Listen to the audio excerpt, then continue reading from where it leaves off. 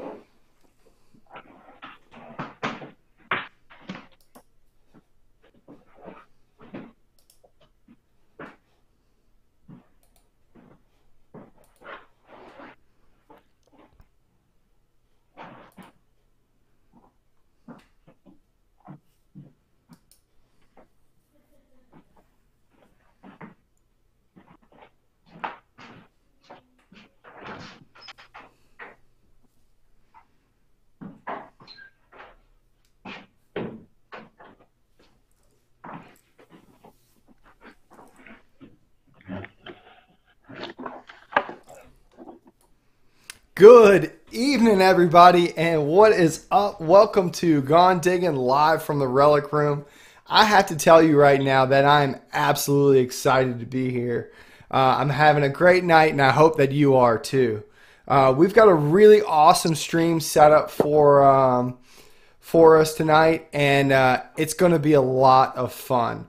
First off, I want to pop in and say hi to my first man in the chat this evening, Michael Mullins. Nice to see you. The life and time of Barney Taylor is here. Cerebral Killer went digging today, and he said he planted some tomatoes. So you know what? That is probably one of the best rewarding things that you could ever have.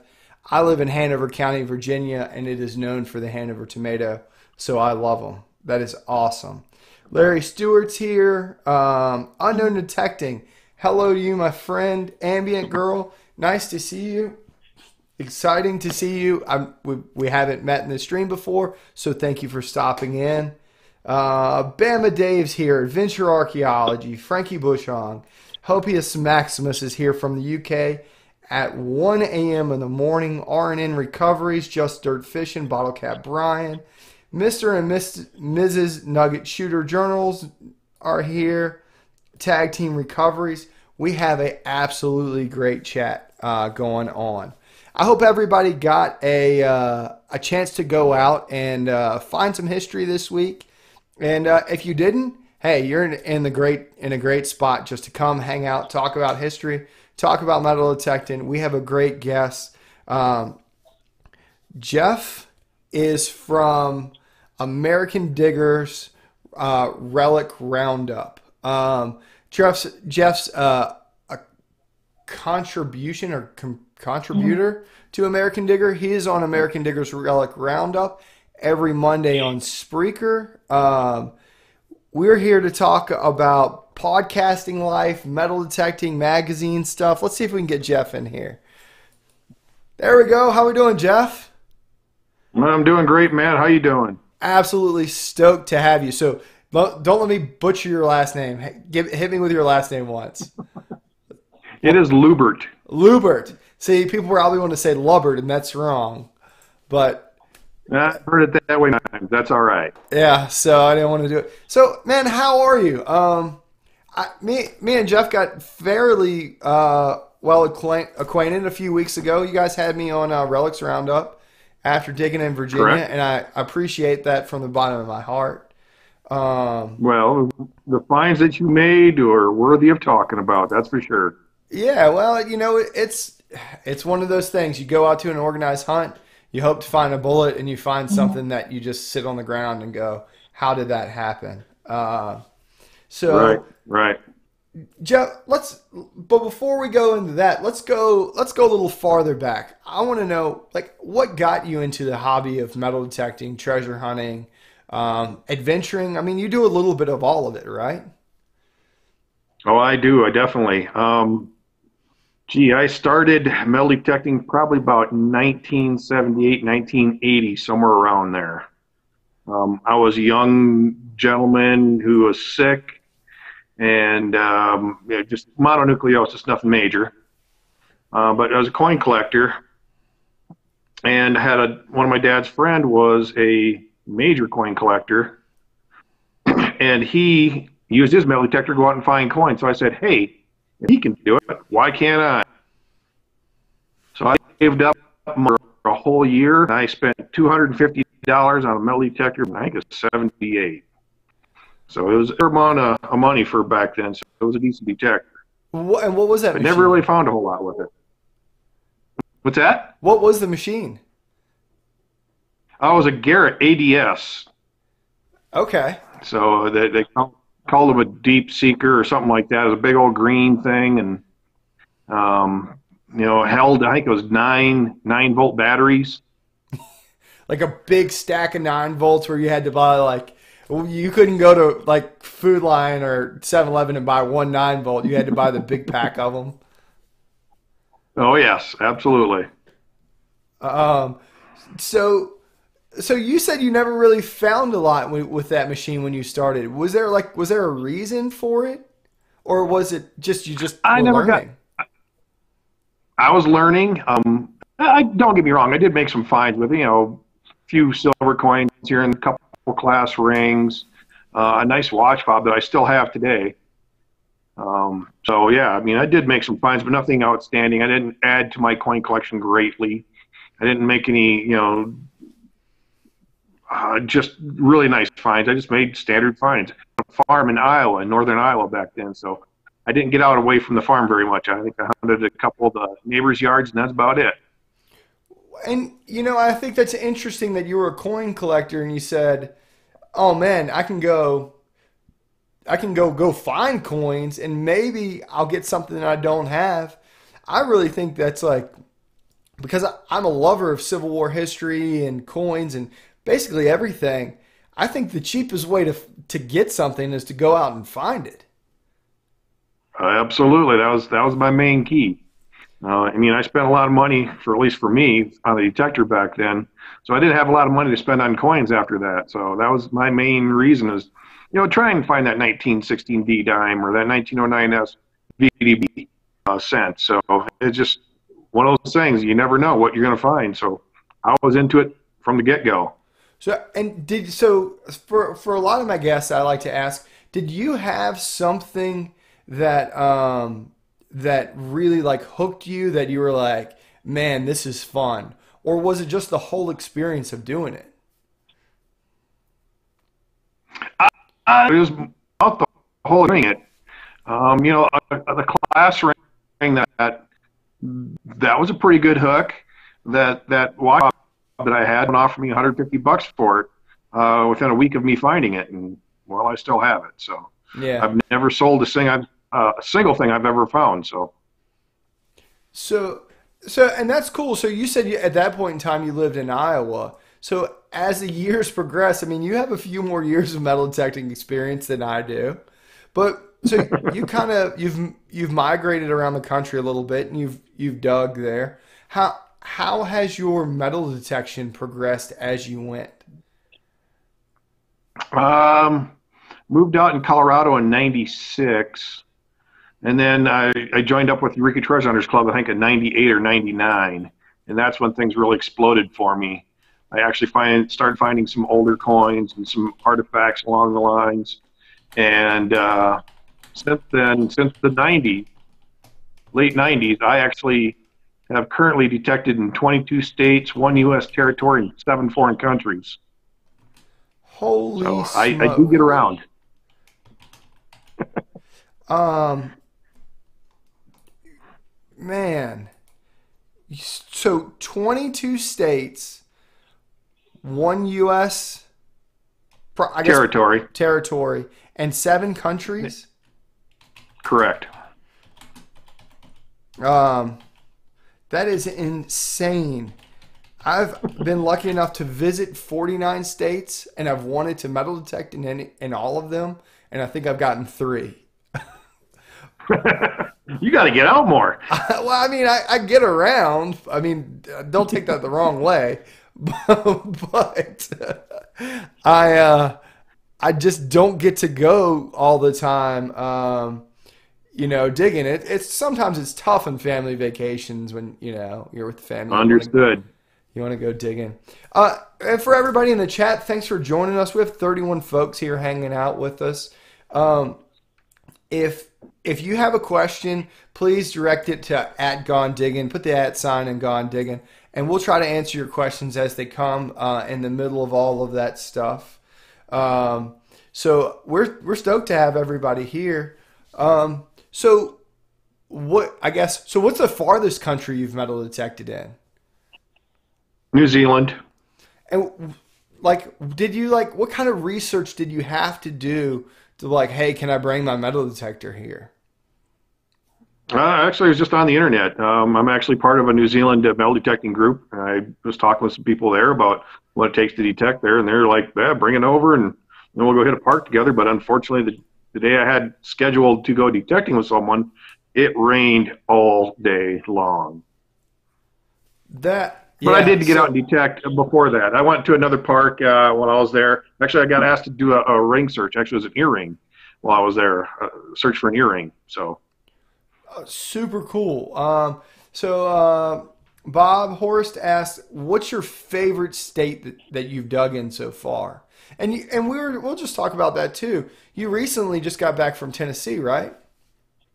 Correct. I was in Tennessee for a few days.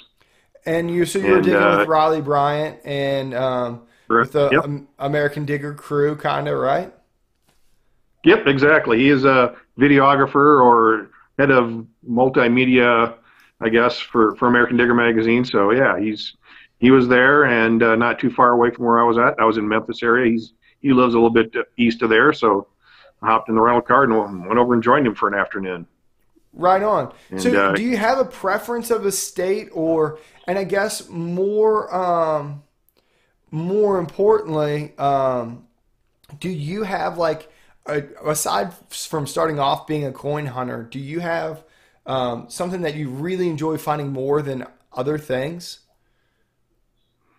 I probably my favorite state is Virginia so far.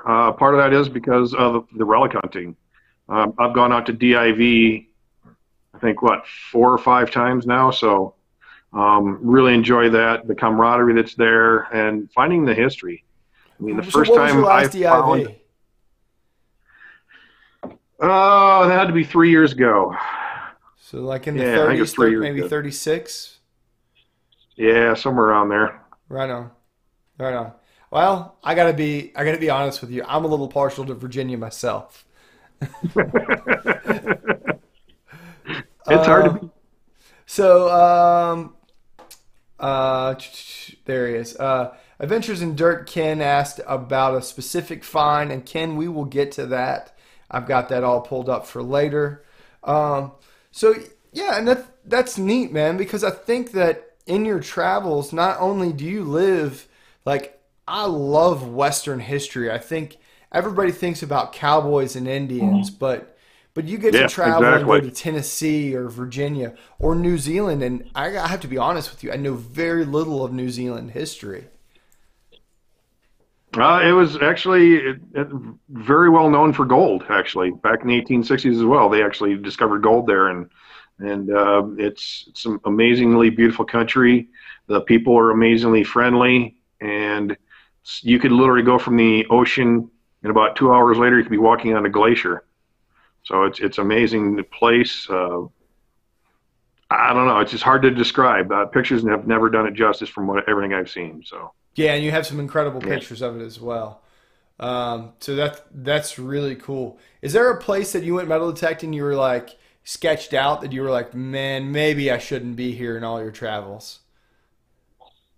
Yeah, there's been a few times. There's been some times when I've traveled to other states and you're in a city that you're like, yeah, you're looking over your shoulders trying to see who's watching, Right. and you really have to be conscientious of it. And that's one of the things I am very cognizant of my surroundings, and part of that is the training that I do with Krav Maga.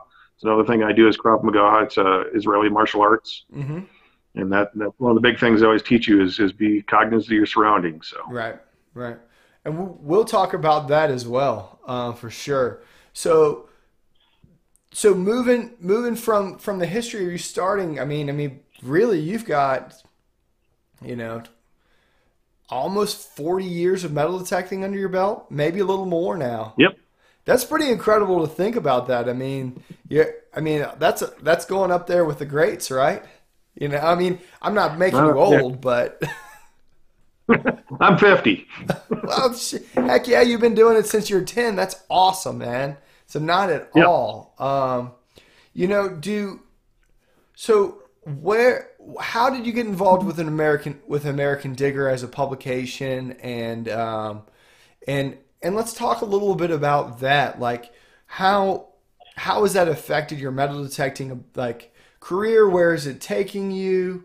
Where I mean, we've talked a little bit about social media and stuff like that, but I'd like to know like your journey into that. American Digger started out, a friend from the metal detecting club here in Denver mentioned American Digger magazine when it just first started coming out. And I took a look at his issue that he had, issue one, volume one, and I immediately went over and started subscribing for American Digger magazine right from there on. So I literally have volume one, issue one, all the way through to today's issue, current issue. Um, and then, they had the on the road series of articles going on, and I actually invited them to come out to Colorado. And it took about a year and a half for them to actually get out. Colorado was John Velke actually was the one that came out. He was a columnist for him at that point in time doing the on the road. And so when he came out, they'd had, some mediocre hunts that they'd gone to and some less than stellar hunts. When John Velke came out here, we went out to a site, had a military establishment on it. Well, we found an outposted or a cavalry outpost from there, about a half mile or so from the original fort site. And we ended up with some nice stuff, cavalry insignia, some buttons, some coins, an arrowhead. We had a lot of stuff that we found. And as a matter of fact, John Velke found a half of a canteen. And one of my hunting partners, we went back about a month later and found the other half of the canteen. We sent that to John Velke, and he actually had it restored, and it looks amazing. Wow, that's incredible.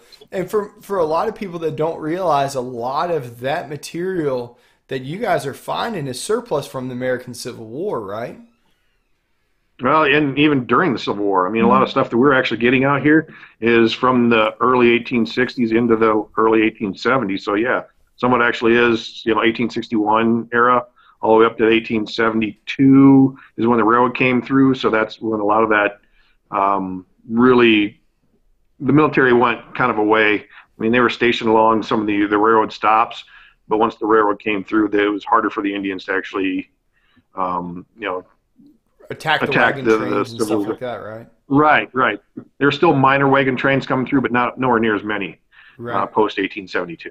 Yeah, and it's interesting because so when I lived in Yellowstone, of course, Mammoth Hot Springs in the north part of the park was at the actual cavalry outpost there, and it's illegal. You can't do it, but every day I walk around thinking about how many buttons and things are. And I, in fact, did find a Colt pistol bullet laying on top of the ground from the cavalry, but by that time the cavalry had shifted into doing other resource kind of things. Right.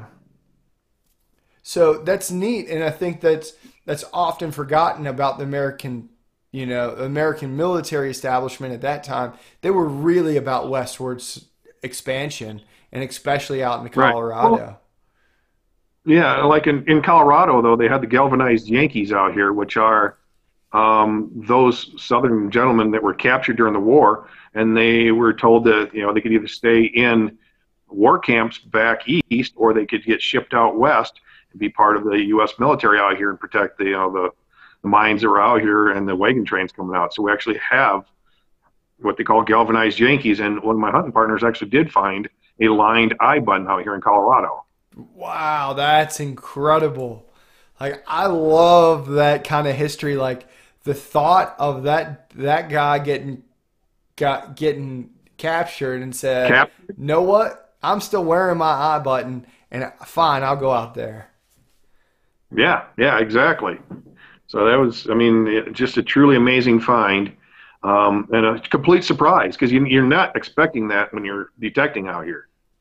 Yeah, So no, not at all. it was, Adventures in Dirt said, "Still haven't found anything in the 1800s here in Colorado. I probably should start hanging out with Jeff."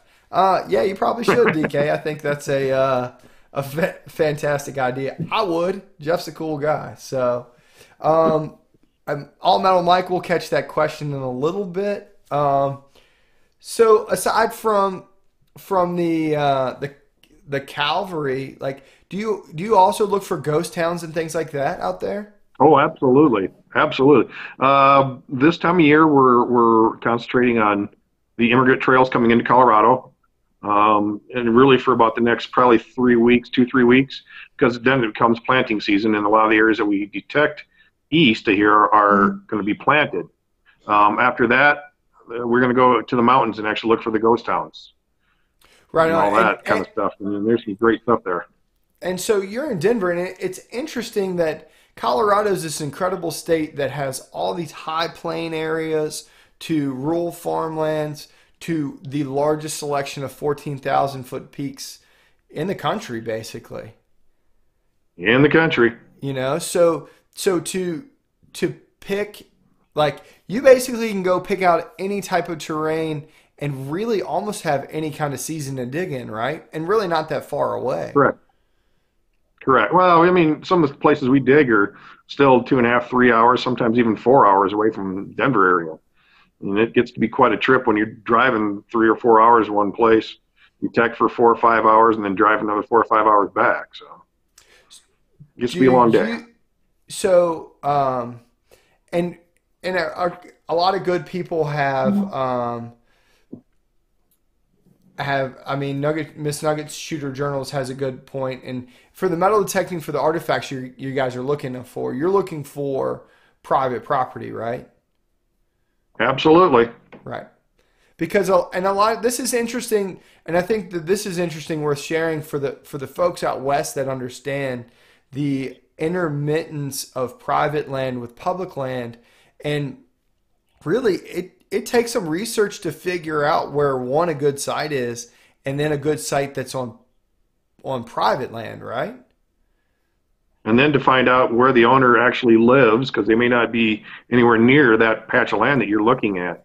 If you actually look at the private versus public lands out there, it literally can be a patchwork of land out there, and there could be literally a 10-acre square out in the middle of this area that looks really good because you think there's a town site on that, and if you can find the right landowner, you're good to go.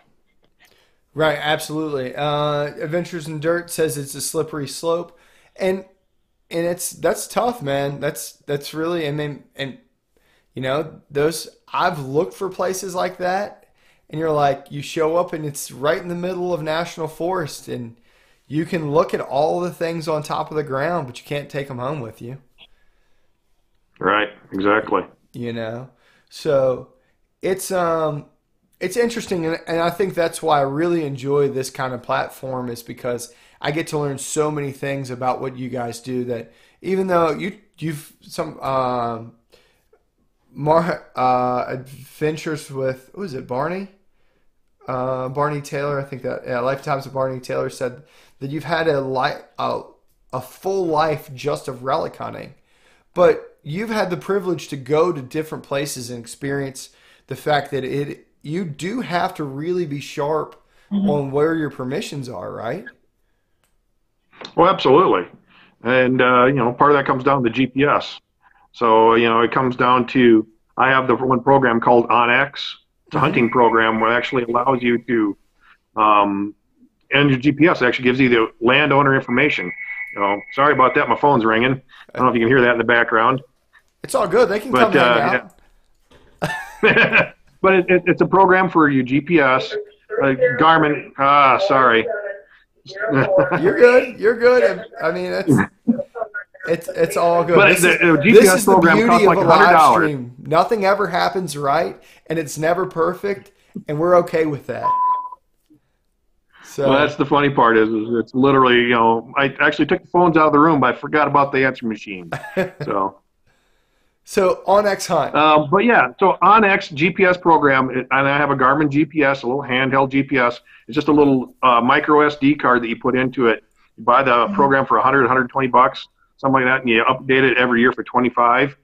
And it actually tells you where property boundaries are, who the landowner is, all that kind of information. So it's a really good program to have and really important when you're out there. Yeah. Absolutely. We've got two good news things in the chat. The baby's asleep. Miss Amanda Howell, my wife, says the baby's asleep. So yay to that. And yay. Jamie Henley said that that's someone on the phone trying to sell you an extended warranty for your car. Yeah, that wouldn't be it. I can believe it. I can believe it. So, Urban Treasure Hunting, what is going on, my friend? Great to see you in the chat. Absolute pleasure to have you here. So, that's really neat, and I think as treasure hunters in general, we all want to go out and search for somewhere new, but a lot of times it's difficult to tread the water, so to speak, of whether it's legal to metal detect in the water, whether it's legal to dredge, whether it's legal to go on to find some sort of property somewhere. So good stuff, man. I love it. Yeah. Do you do any gold prospecting? Very little. I am not a very proficient prospector. I have found gold with my metal detector. I have panned. I do have a sluice, but I have not used that sluice yet. Just for the fact of Colorado is known as it's not a nugget state. It's more of a flour gold or a placer gold state, and you have to work really hard for $2 or $3 worth of gold by the end of the day. And I'd rather go off a metal detector and find a single ring or something like that in a park rather than spending the day in the river. Right.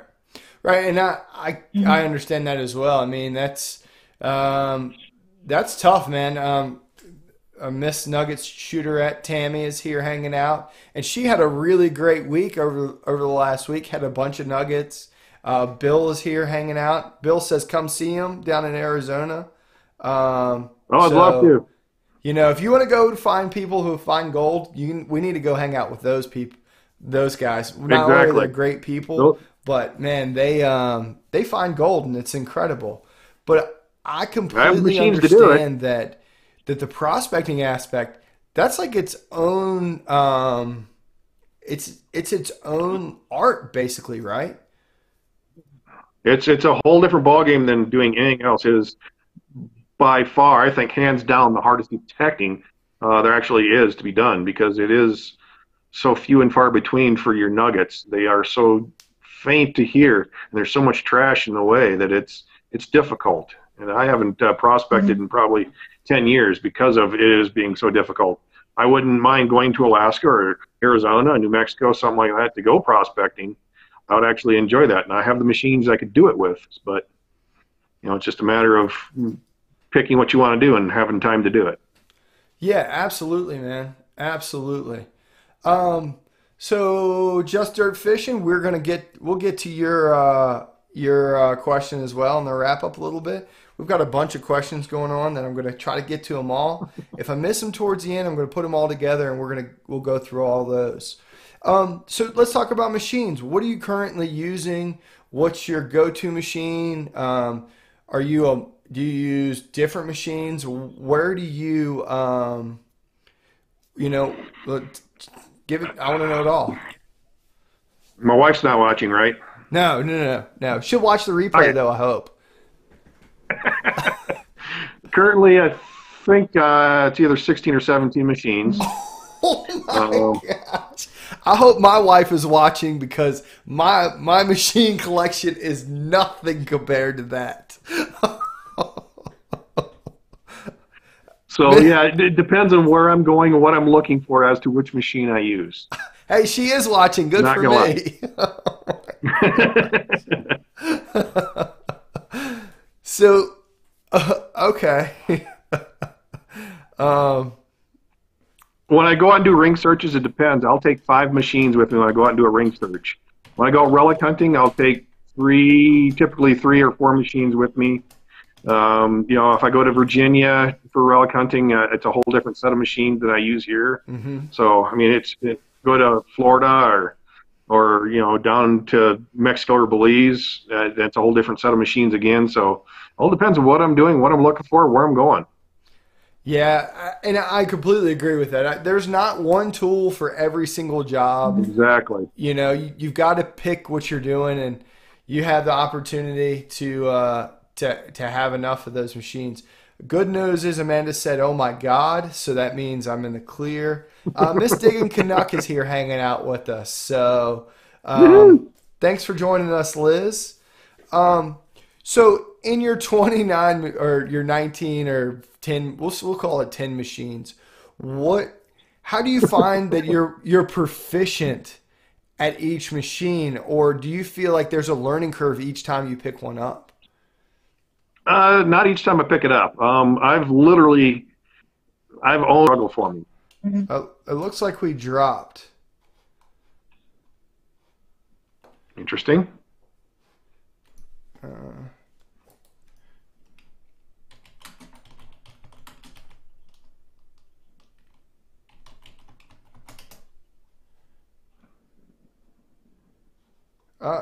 It says we're back, but I'm not getting the. I don't know. Another. There we go. All right. Cool. So, all right. Hey, the bugs of YouTube are giving us a hard time, but that's all right. So you were saying that you had the XP Deus for how long? Well, probably a year and a half, coming up on 2 years. And before that, my go-to machine was the MXT, the White's MXT for relic hunting. I have a White's XLT that I use quite a bit for ring searches. I use my CTX for ring searches as well. Love that machine. I use it out on beaches. So that's a very versatile machine that I find very useful and doesn't really have a ton of effect from the EMI that some other machines have. So it's definitely one of my go-tos. So yeah, right on, man. And I think that so I hunt with the CTX, I hunt with the Deus, and I also hunt with the GPX. Yeah, and I think we're probably along the same lines. CTX is my beach machine, but it's to me it's interesting because I've hunted with the machine for a long time. I had an E-Track prior, and I actually still miss the E-Track sometimes. But they hit so hard on silver. Yeah, it hits hard on silver, but once I figured out gold with the CTX, I listened to somebody who published books, and I already dimed him out. But I followed his advice, and I didn't keep my machine open enough. So with my E-Track, I never found a gold ring. I got to my Yep. CTX and I opened it up, and it was like it hits hard on gold too. Now it's not as good as some of the other machines, like a Fisher, like a Gold Bug, or even maybe a GPX, but it will find pretty good sized gold rings and Oh yeah, small and absolutely. thin stuff. Agreed. Agreed. I've definitely found my fair stuff with this CTX. So Um, love that machine. do you do you find like with the CTX, like there's an interesting thing, like, or I guess with any machine, like what's your success rate of finding gold chains? Well, that isn't very good with many machines that find a gold chain, depending on size of the gold chain, of course. Right. The big, heavy, thick ones, those are a little bit easier to find than even mid-sized gold chains because metal detectors are trying to read each and every link that's there. That's before it's not much of a signal. Right. Absolutely. Absolutely. You know, it's really it's interesting.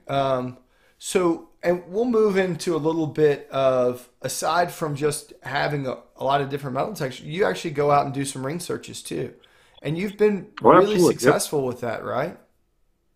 Yeah, I've returned a couple hundred rings to people over the years. I've been a Dude, a member of the ring couple finders. hundred. Yeah, yeah. I've been lucky enough to return one silver chain, and I was like, yes, that's in a euphoria. That, I mean, can you explain that? I've had literally, you would believe the reactions I've had from people. I literally had one girl look at me, dead faced, reach out, grab a ring, turn around, and walk away. And then I've had other girls or other people, into tears. One girl who was a dancer, she did modern dance. She left the ground probably 5 feet from me into a full on bear hug. That I was having a hard time breathing after I found her rings. So I mean, all the full gamut, full gamut. That's so crazy, man. Like, and I guess those stories, like when somebody reaches up and puts the ring in their pocket and walks away, like, it's Never could do that. I could never ever do anything like that. So no, not even a just thank you, go fall down the nothing. stairs or She anything, literally, But, yeah, you that expect at girl least something literally, a little more than that. I mean, yep. you know. So, and how, so for anybody interested in going out and doing ring searches, how do you how do you put it out there that you're a that you provide that service? Do you use like the ring finder service, or Yeah, just I'm people a just been a know you? member of the ring finders. I've been a member of the ring finder since 2010, and actually they selected me as ring finder of the year in 2011.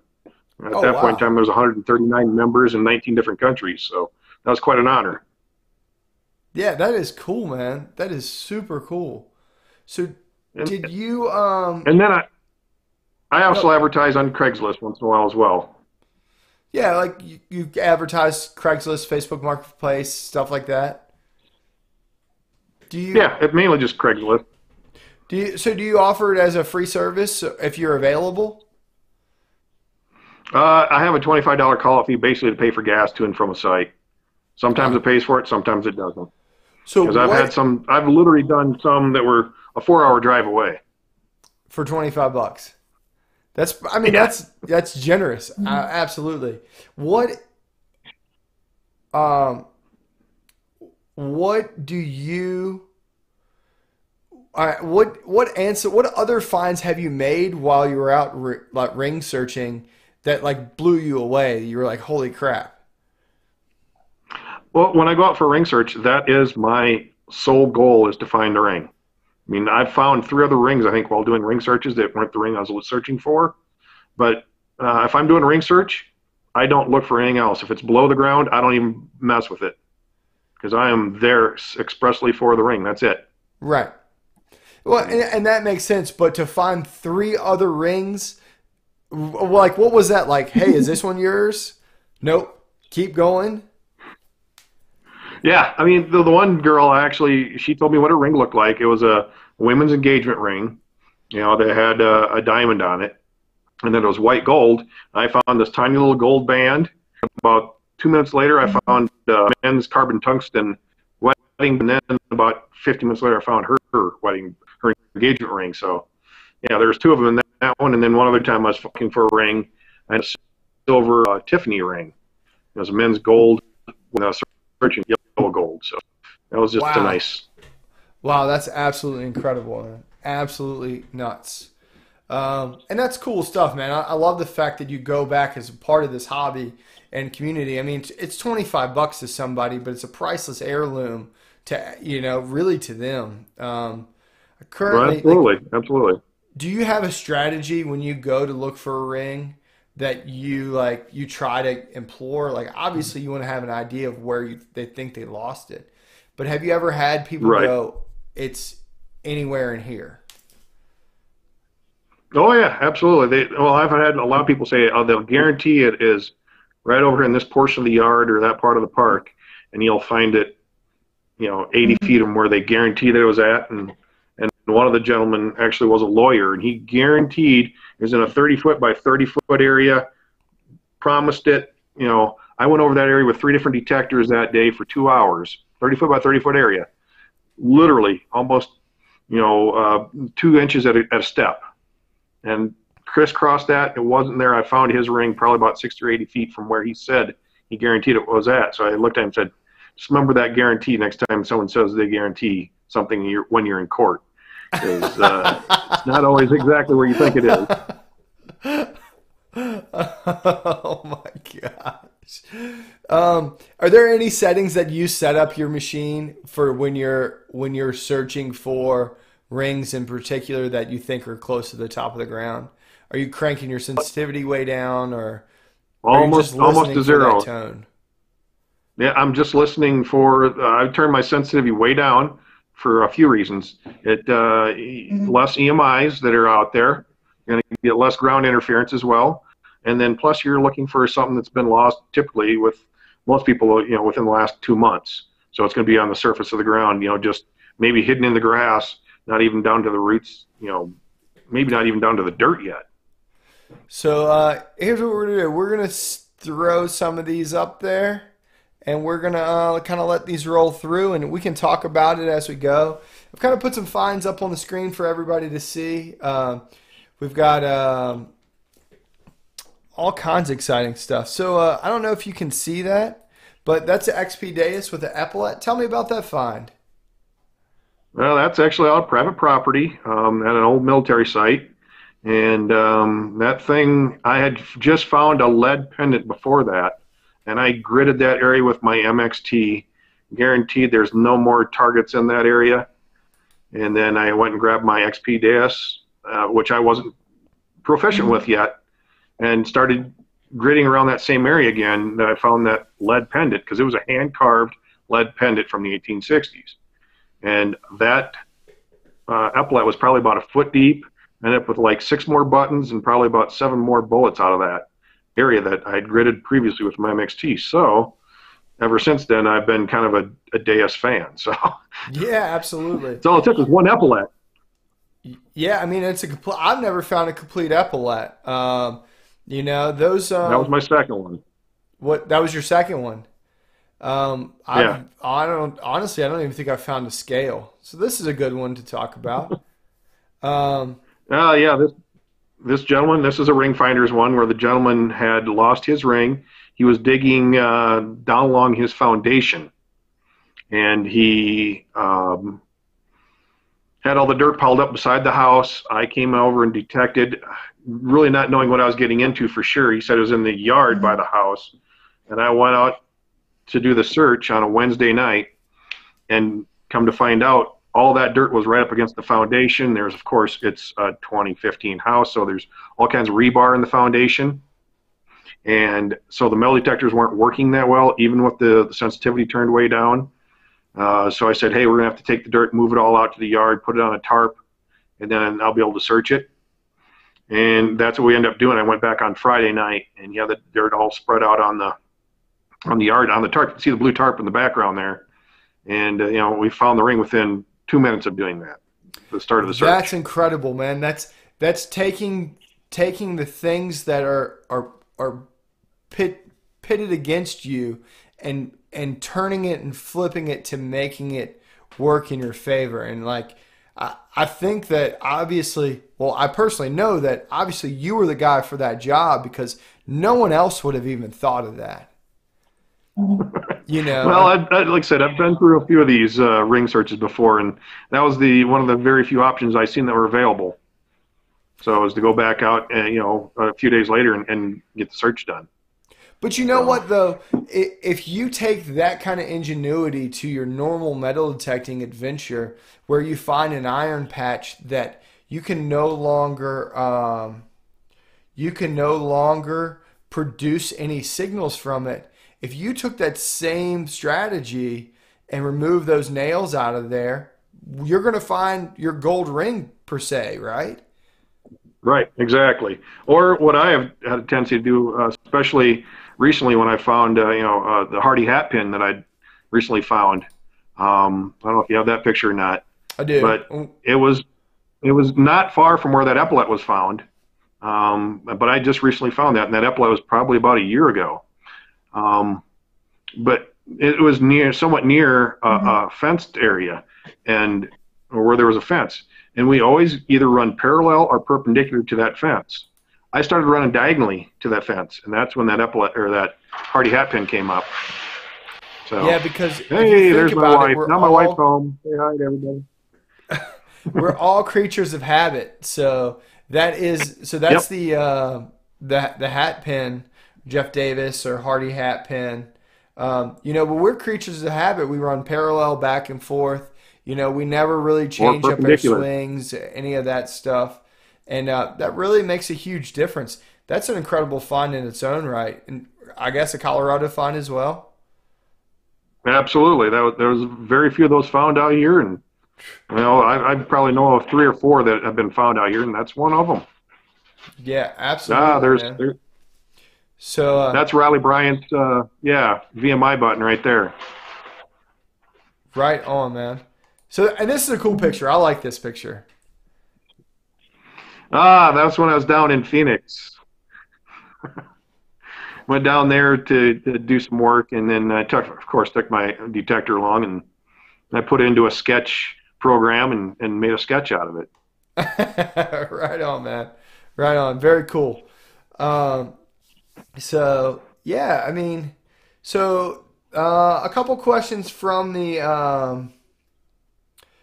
This is a good one. That's a pretty sizable ring, and I'm guessing that's a ring return as well.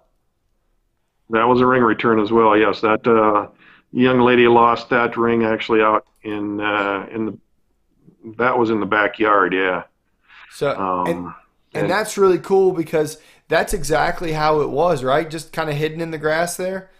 If hidden people in the can see grass. it in Exactly. that little circle.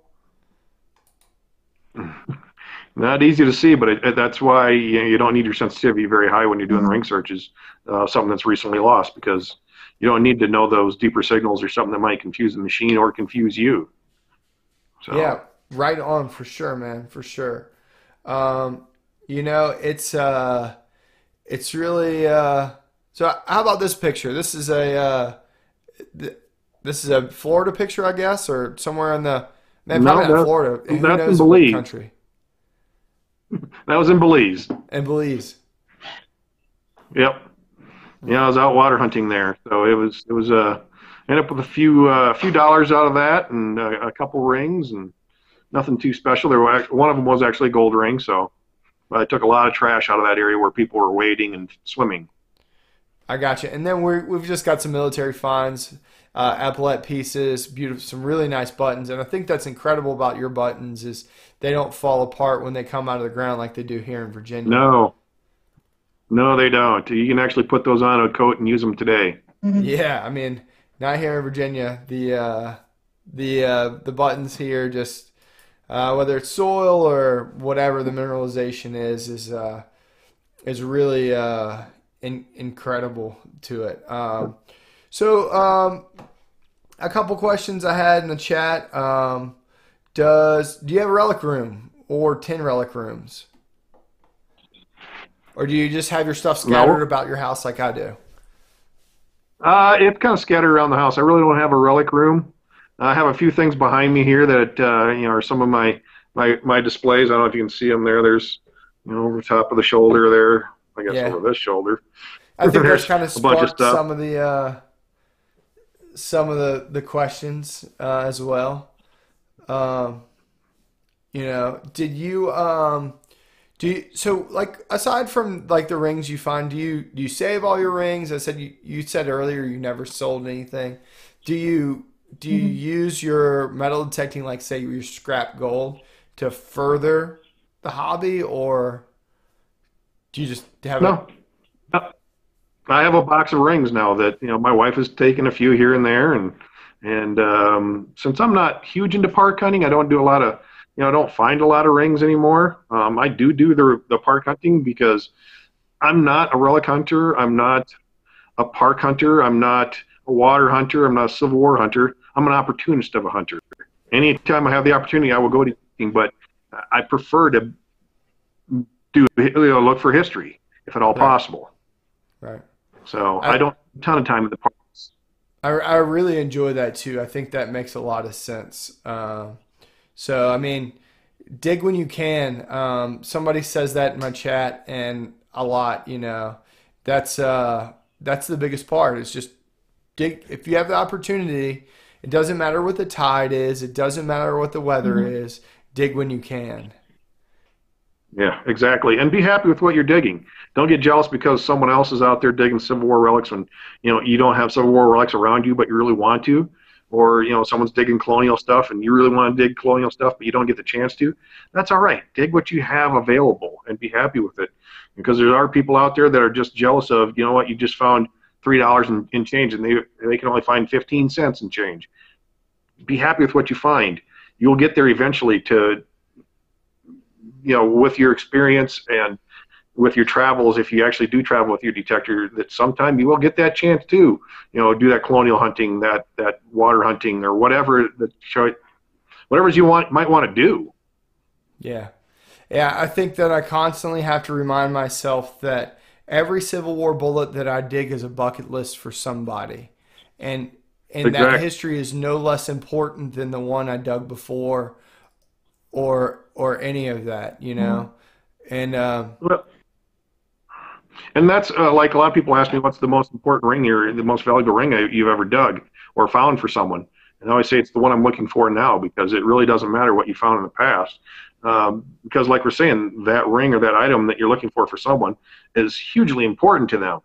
And always treat each and every one, whether it's a dog tag, military dog tag, or even a ring that I talk about occasionally, but it was an exceptional ring that I found for someone. yeah, absolutely, man. Absolutely. And have fun doing it. That's the important part as well. Um, Exactly. we've made it all the way to 53 minutes, and that's Holy well, cow. yeah, I mean, like, you're like, whoa, we just sat down here. At least that's Exactly. how I felt, man. So, so you're like the exception to the rule. I ask people, so if you could go and dig anywhere in the world without restriction, where would you go and dig? That was a fantastic question. And Probably I've got some Washington, D.C. fantastic answers from it too. So I'm setting the Yeah, bar Washington, high. D.C. or yeah, or even, you know what?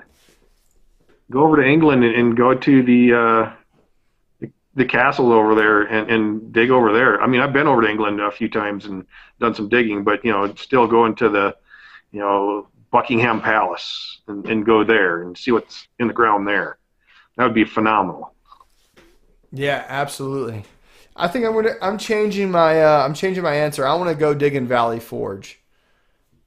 Yeah, that'd be amazing, wouldn't it? Yeah, yeah, that's what I want to do. Or White if I House had or one bucket list item to I never thought I could ever dig in my entire life, I want to dig a Virginia button in Charleston, South Carolina. there you go. I like it. I mean, so I had relatives who spent time in Charleston for the entire duration of the war. I have dug Virginia buttons, but I want to find a Charleston Low Country Virginia button. So that's mine, but Buckingham Palace would be pretty freaking cool too.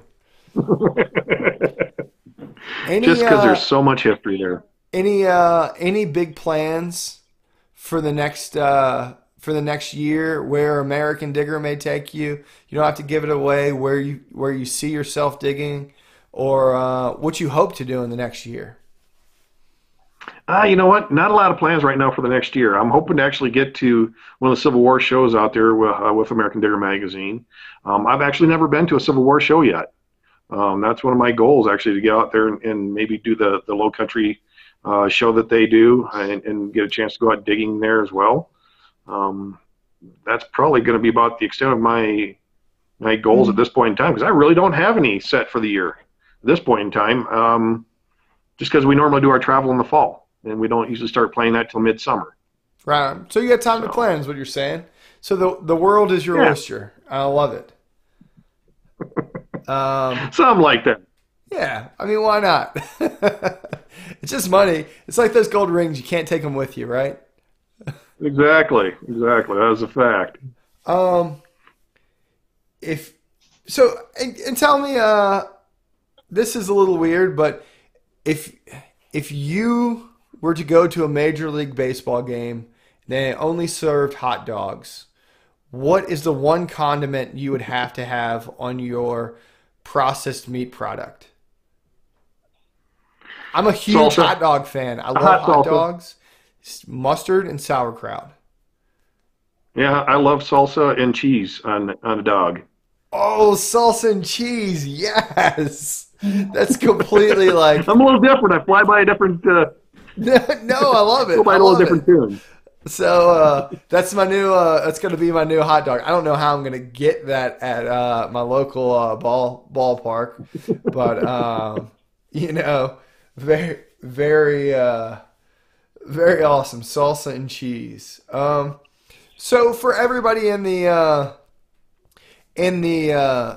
chat room and maybe who are watching later on during the stream, how can they get a hold of you, Jeff? Where can they find you on social media? And tell us about American Relic Roundup Radio. All right. Well, I am on Facebook. There we go. No, Relic Roundup. American Digger Magazine's Relic Roundup.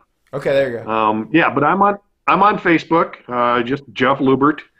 You'll see that picture that you had up. It's usually one sketched up in there of one of 2 or 3 pictures out there actually that I use for my ID on there. I actually have a YouTube channel out there. It's actually, instead of my email is Coin Digger because I'm a coin guy. I love coins. What can I say? But that moniker was already taken in YouTube, so I went with Relic Digger instead, and it's DIGR as opposed to the full spell out of that. But I don't have a ton of videos out there. I spend more of my time doing the hunting as opposed to doing videos. I have a few videos, but not many. Right on. And then American Digger Magazine's Relic Roundup. It's a podcast every Monday night at 9 o'clock Eastern Time, and that's on Spreaker. And you can go into Spreaker and just type in Relic Roundup. And we actually are the longest running weekly podcast out there. We actually started that in 2010 as well. So I've been doing that every Monday night since then. Or almost every Monday night. I've actually done it I've done it from Belize. I've done it from, Key West and fishing in Minnesota. I take the night out and I just take the computer along and we do it.